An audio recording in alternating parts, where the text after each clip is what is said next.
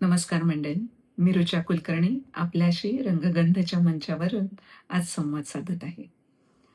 तर सध्या अधिक मास सुरू आहे, त्या निमित्ताने आपण पौराणिक कथा, व्रतवैकल्ये या सगळ्यांची माहिती घेत आहोत. आजच्या धकाधकीच्या जीवनात हे व्रत, नियम पाळण्याचा पुरेपूर प्रयत्न करत आहोत. मी आपल्यासमोर आज अधिक मास, दशावतार यांच्याकडे 21व्या शतकाच्या दृष्टिकोनातून बघण्याचा प्रयत्न करणार आहे, ज्याचा आपल्या पुढच्या पिढीसही फायदा होईल अशी आशा आहे. अधिक मासाला पुरुषोत्तम मास असे म्हणतात आणि या महिन्यात भगवान विष्णूंच्या बरोबरीने त्यांच्या अवतारांची देखील आराधना करतात. आता आपण या अवतारांचा क्रम बघितला तर त्या फक्त देवकथा नाहीत, तर जीवनाच्या उत्क्रांतीचे, मनाच्या विकासाचे आणि आत्मपरिवर्तनाचे 10 टप्पे आहेत असे दिसून येते. मानव उत्क्रांतीचे टप्पे तर आपल्या सर्वांना माहीतच आहेत. पाण्यातील एकपेशीय अमिबापासून ते आजचा बुद्धिमान अतिप्रगत मानव. जर बारकाईने विचार केला तर दशावतारांमध्ये देखील या उत्क्रांतीचे टप्पे दिसून येतात आणि त्याचबरोबर यांचे साधर्म्य आपल्याला न्यूरल पाथवेज म्हणजेच मेंदूची विचार करण्याची किंवा सवय बदलण्याच्या प्रक्रियेबरोबर जाणवते. आता पुढे जाण्याआधी आपण मेंदूचे विज्ञान थोडेसे जाणून घेऊया. आपल्या मेंदूत एक भाग आहे ज्याला बॅसल गँग्लिया असे म्हणतात. हा भाग काय करतो तर सवयी साठवतो. जेव्हा एखादं काम आपण पुन्हा पुन्हा करतो तेव्हा मेंदू त्याची शॉर्टकट फाईल बनवतो आणि मग ते काम करायला कमी ऊर्जा लागते. विचार करावा लागत नाही, ते सगळं आपोआप घडून येतं. जसे की सकाळी उठल्यावर दात कसे घासायचे, उजवीकडून का डावीकडून, हे आपण विचार करत नाही, ते आपोआप होत असतं. पण समस्या ही आहे की वाईट सवयीही अशाच गुंगळणी पडतात. 1960 मध्ये प्लास्टिक सर्जन डॉक्टर मॅक्सवेल यांनी एक गोष्ट बघितली. जेव्हा प्लास्टिक सर्जरीने रुग्णाचा चेहरा बदलला जायचा तेव्हा त्या रुग्णाला नवीन चेहऱ्याची सवय व्हायला किमान 21 दिवस लागायचे. त्यांनी सायको सायबरनेटिक्स नावाचं पुस्तक लिहिलं आणि हा 21 दिवसांचा सिद्धांत मांडला.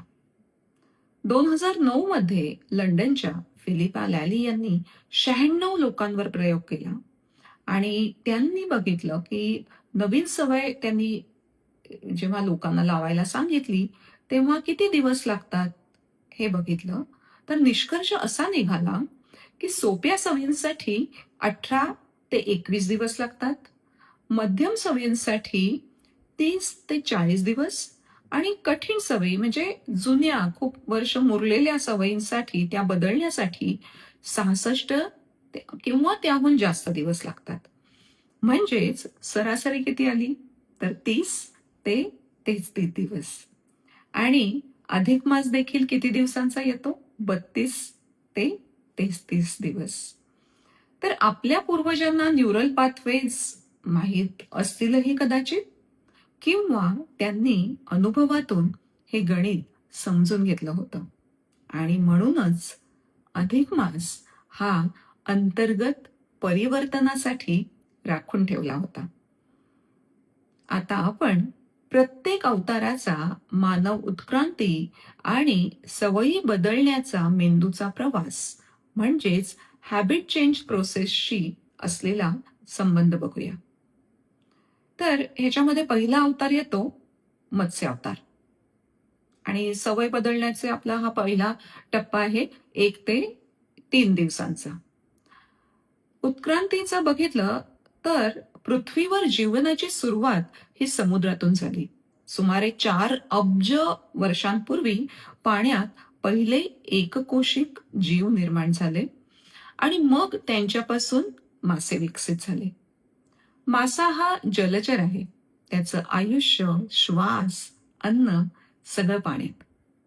पाण्याबाहेर तो जगू शकत नाही. प्रसंगी प्रवाहा विरुद्ध पोहत राहतो पण पाणी सोडत नाही. मत्स्यावतारात विष्णूंनी माशाचे रूप घेतले आणि प्रलयकाळी मनु, सप्तर्षी आणि वेदांना एका नावेत बसवून वाचवले. प्रलयाच्या महाजालात ते तरंगत राहिले, बुडले नाहीत, टिकून राहिले. सवयी बदलण्याचा यशस्वी प्रवास आणि प्रयत्न आपण सर्वांनीच कधी ना कधीतरी केलेला आहे.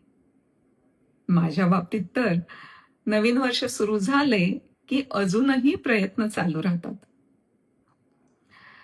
तर सवय बदलण्याचे पहिले 3 दिवस आपण सगळ्यांनी अनुभवले असतील, म्हणजे प्रलय.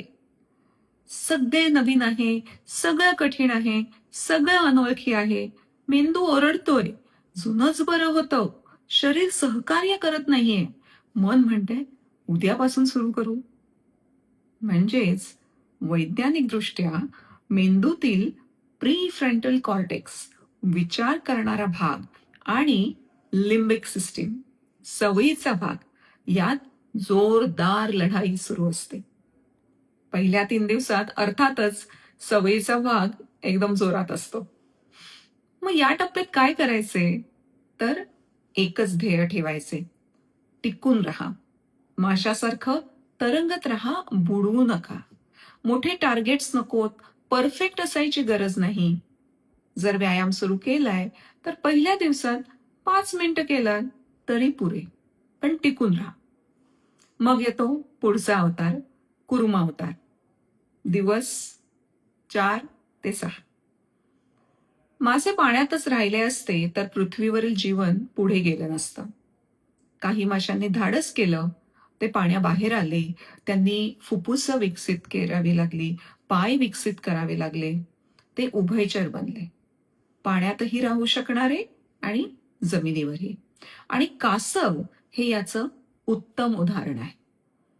कुर्मावतारात विष्णूंनी समुद्र मंथनाच्या वेळेस पर्वताला खालून आधार दिला.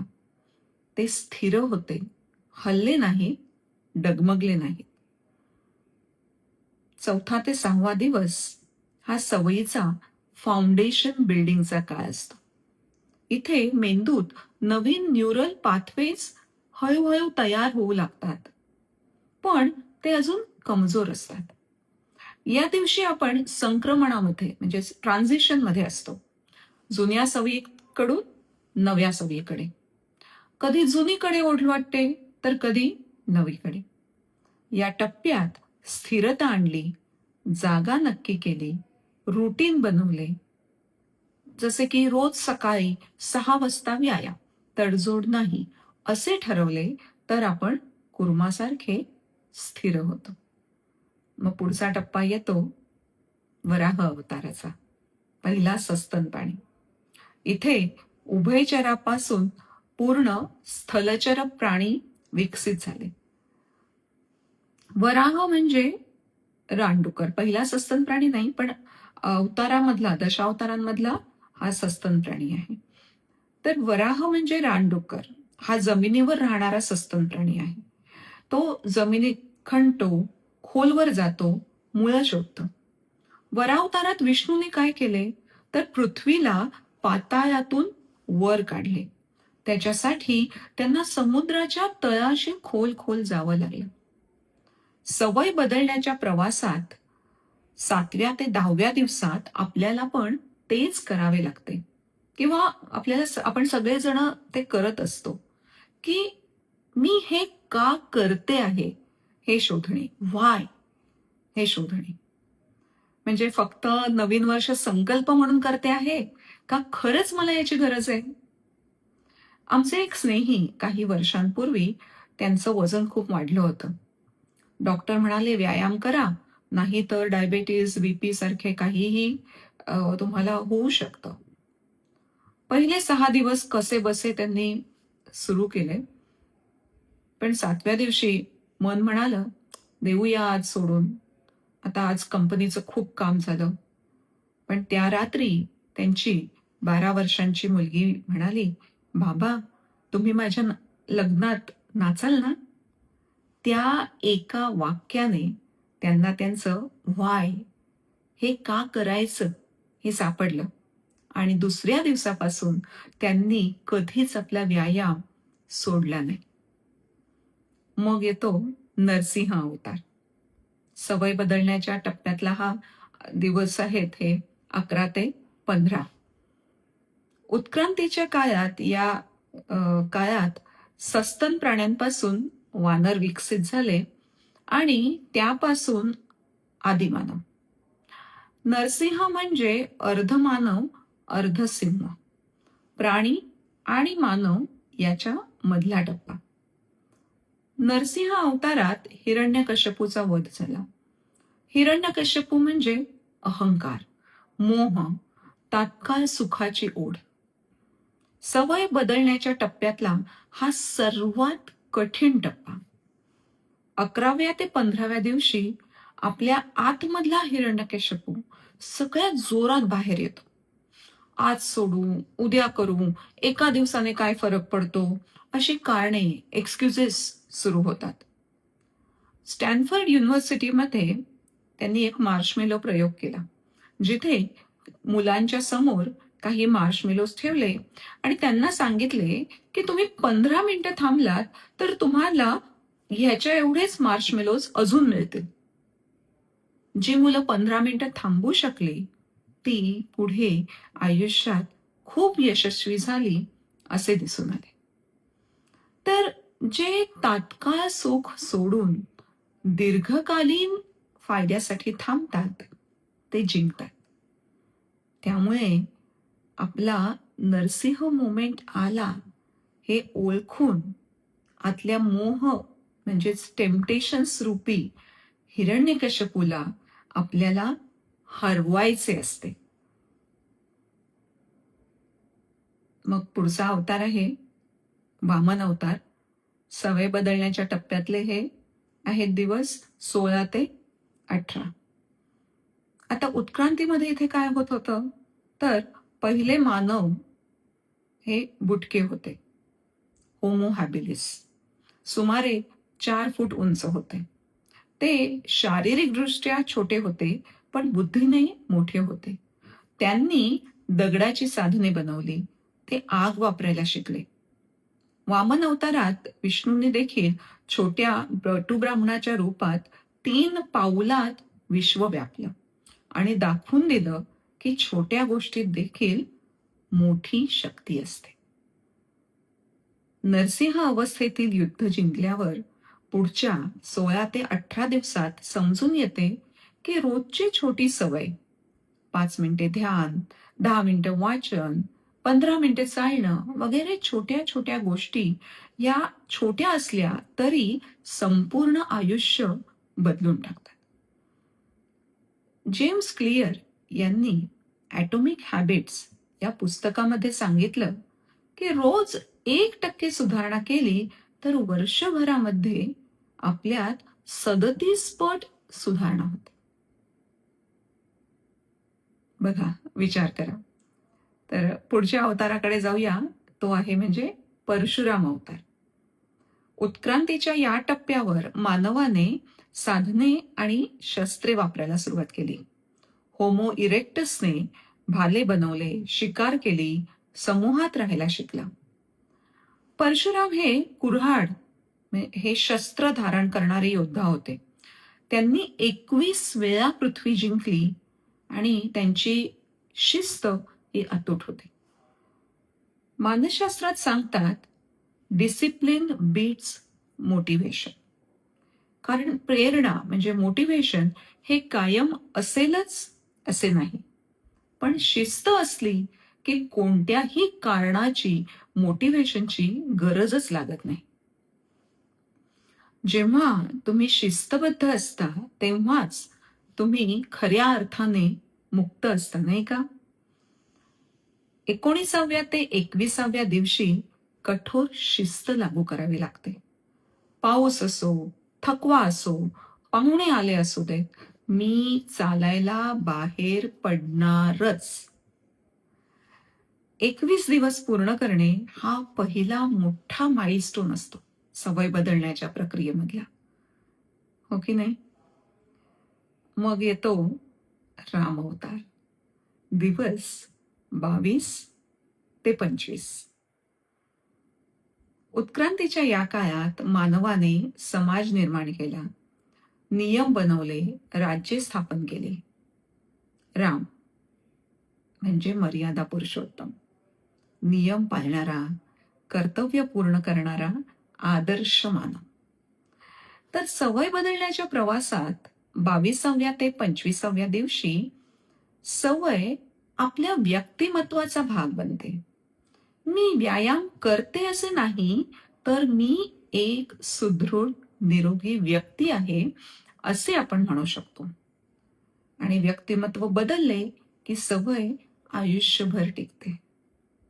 जेम्स क्लिअर यांच्या ॲटॉमिक हॅबिट्स पुस्तकावर आधारित सवय बदलण्याचे 3 स्तर एक खालीलप्रमाणे आहेत.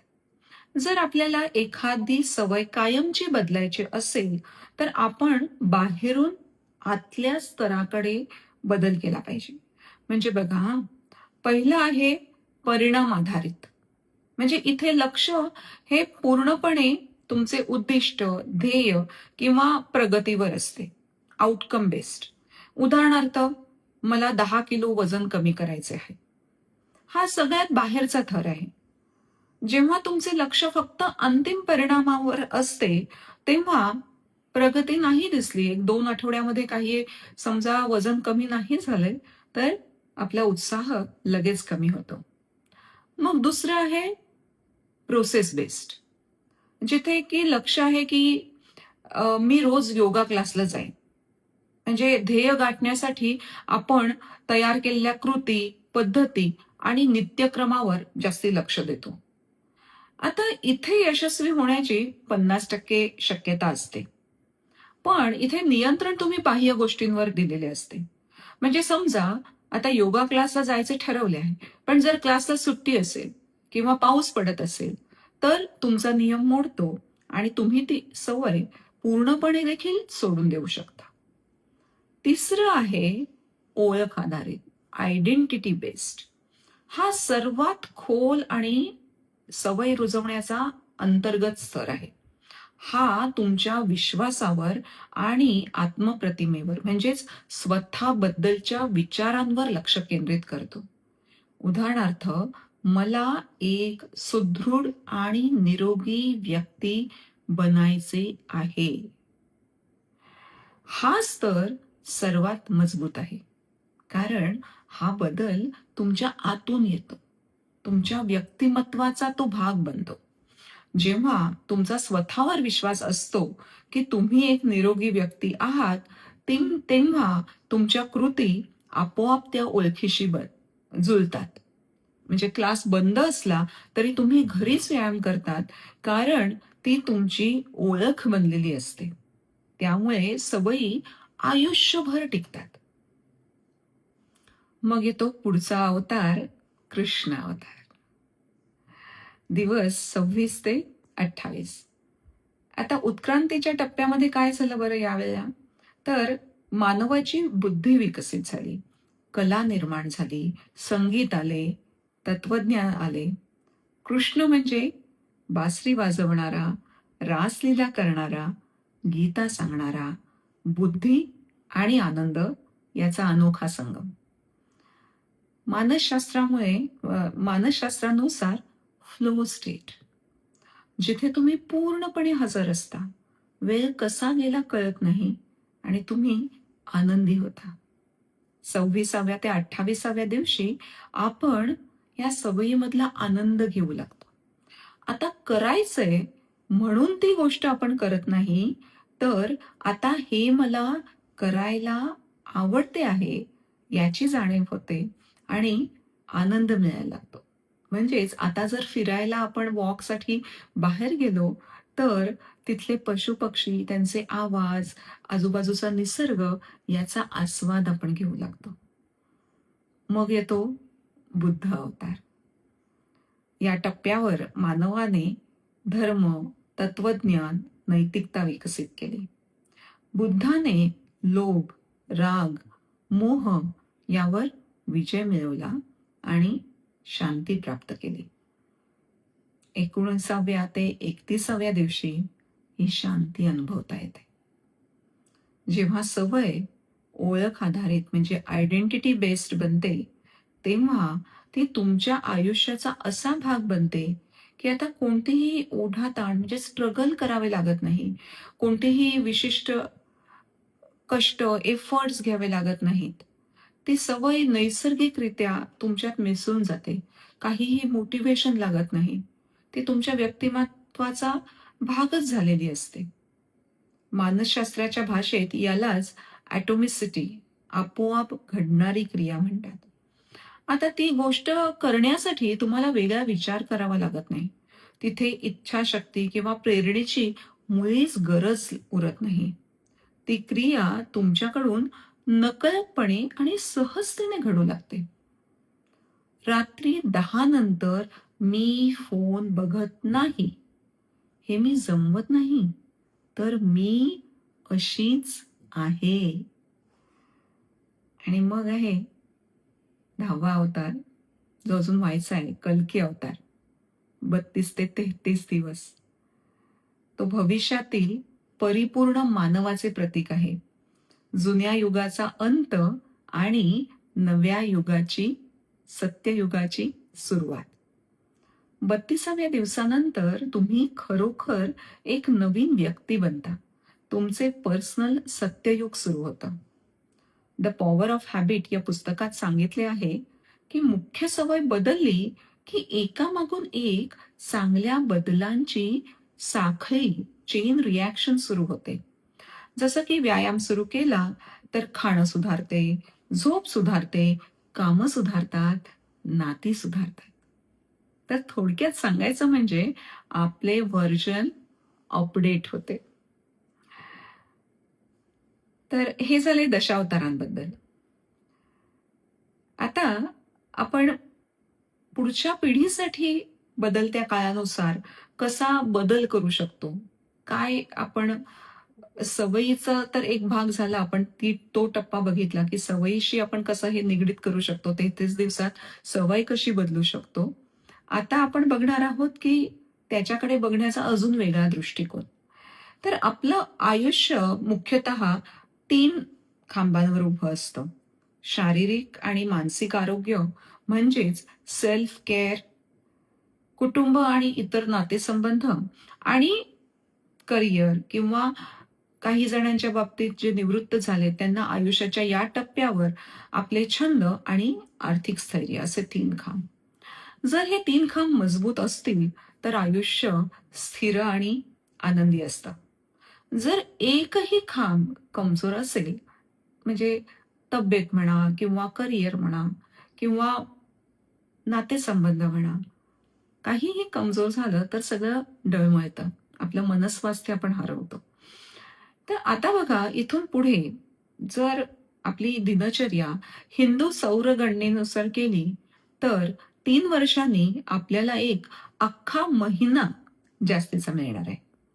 आजकाल कॉर्पोरेट जगात 3 वर्षांचे बिझनेस प्लॅन्स बनतात किंवा काही-काही वेळा 5 वर्षांचे देखील ते बनवतात. पण इथे तर आपल्या पूर्वजांनी हे आधीच सांगून ठेवलं आहे. दर 3 वर्षांनी थांब, मागे बघ आणि पुढचे ठरव. अधिक मास हा पुरुषोत्तम मास आहे. भगवान विष्णूंचा विशेष महिना. आणि म्हणूनच या काळात बाहेरचे लक्ष विचलित करणाऱ्या घटना म्हणजे जसे की शुभ कार्य, विवाह, वास्तुशांत या कार्यांच्या ऐवजी अंतर्गत आत्मचिंतन आणि परिवर्तनासाठी विशेष काळ हा पूर्वजांनी राखून ठेवला आहे. थोडक्यात अधिक मास म्हणजे रिव्ह्यू, रिसेट अँड रिस्टार्ट म्हणजेच पुनरावलोकन वा समीक्षा करण्याचा वेळ. मी स्वतः या अधिक मासात विचार करत होते, की मागच्या 3 वर्षात आयुष्यात काय झालं? 2023 मध्ये मी कुठे होते आणि आज 2026 मध्ये मी कुठे पोहोचले आहे? आपल्याला मुख्यतः 3 गोष्टींबद्दल विचार केला पाहिजे. पहिलं म्हणजे स्वतःची काळजी. मागच्या 3 वर्षात माझे वजन वाढले का कमी झाले? एनर्जी लेव्हल कशी आहे? झोप नीट लागते का? स्क्रीन टाईम किती वाढला? मानसिक शांती आहे का ताणतणाव? हे प्रश्न स्वतःला विचारले तर खरं चित्र समोर येईल, नाही का? कधी-कधी आपल्याला वाटतं, की सगळं ठीक आहे. पण प्रामाणिकपणे बघितलं तर समजते, की कुठे-कुठे घसरण झाली आहे, कुठे डागडुजीची गरज आहे, तर कुठे प्रगती देखील झाली आहे. मग पुढच्या 3 वर्षांसाठी काय करता येईल? रोज थोडा व्यायाम, झोपेची वेळ ठरवणं, मोबाईलचा वापर कमी करणं, अशा छोट्या-छोट्या गोष्टी आणि मग येतो शेवटचा तिसरा खांब, करिअर, छंद आणि आर्थिक स्थिरता. जे नोकरी करतायत त्यांच्यासाठी ते विचार करू शकतात, की मागल्या 3 वर्षात करिअर कुठल्या दिशेने गेले? नवीन स्किल्स शिकलो का? इन्कम वाढली का? आर्थिक सुरक्षितता आहे का? हे आपण आपल्या मुलांना सांगू शकतो. आणि आपल्यासाठी आपण स्वतःला विचारू शकतो, की स्वतःच्या आवडीचे 3 वर्षात कोणते छंद मी जोपासले? काही नवीन शिकले का? संगीत, चित्रकला, लेखन, बागकाम जर मी शिकायला सुरुवात केली आहे, तर त्याच्यामध्ये मी किती प्रगती केली आहे? आर्थिक बाबी व्यवस्थित आहेत का काही कुठे बघायची गरज आहे? आणि पुढच्या 3 वर्षांसाठी काय करता येईल? एक नवीन स्किल शिकणं, नवीन छंद जोपासणं, आर्थिक बाबींची व्यवस्था करणं, या गोष्टी आयुष्य अधिक अर्थपूर्ण बनवतात. म्हणजेच आजच्या कॉर्पोरेटच्या भाषेत सांगायचं तर आपण पुढच्या 3 वर्षासाठीचा एक प्लॅन तयार करतोय, एक पिव्हट प्लॅन बनवतोय, जिथे आपण पूर्णपणे आपलं आयुष्य जिथे कुठे बदल आवश्यक आहे, त्या बदलासाठी नियोजन करतोय. तर मंडळी, आपण 21व्या शतकात राहतोय. जग झपाट्यानं बदलतंय. टेक्नॉलॉजी बदलते आहे, नोकऱ्या बदलतायत, जगण्याची पद्धत बदलते. मग अशा काळात अधिक मासाचे महत्त्व कमी झालंय का? मला वाटते उलटं वाढलंय. आजकाल सगळे इतके बिझी आहेत, की थांबून विचार करायला वेळच नाही. सकाळी उठलो, ऑफिसला गेलो, रात्री आलो, मोबाईल बघितला आणि झोपलो. असे दिवस जातात, वर्षे जातात आणि एक दिवस मागे वळून बघितलं तेव्हा समजतं, की आयुष्य हातातून निसटत चाललंय. मग या अधिक मासात एक वेगळा दृष्टिकोन घेऊन बघता येईल. हा काळ म्हणजे आपल्या आयुष्याच्या पुस्तकातील एक कोरे पान आहे. मागच्या 3 वर्षांचा स्वतःच्या आरोग्याबद्दल, कुटुंबाच्या नात्याबद्दल, करिअर किंवा छंदाबद्दलचं आत्मचिंतन. पुढच्या 3 वर्षांमध्ये काय बदलायचे, काय नवीन करायचे, कुठे पोहोचायचे याची दिशा ठरवता येईल. आणि 33 दिवसात एक छोटी सवय बदलता येईल, जी दशावतारांच्या टप्प्यातून जाऊन पक्की होईल. अधिक मास आपल्याला सांगतोय, थांब, 30 दिवस थांब, मागे बघ, आत्मचिंतन कर, पुढे बघण्याचा प्रयत्न कर. जसं कॉम्प्युटरला रिस्टार्ट लागतं, तसं माणसालाही रिस्टार्ट लागतोच नाही का? आणि अधिक मास हा आपला एक वार्षिक ॲन्युअल रिस्टार्ट आहे. फक्त 3 वर्षानंतर येणारा रिस्टार्ट. नमस्कार. धन्यवाद.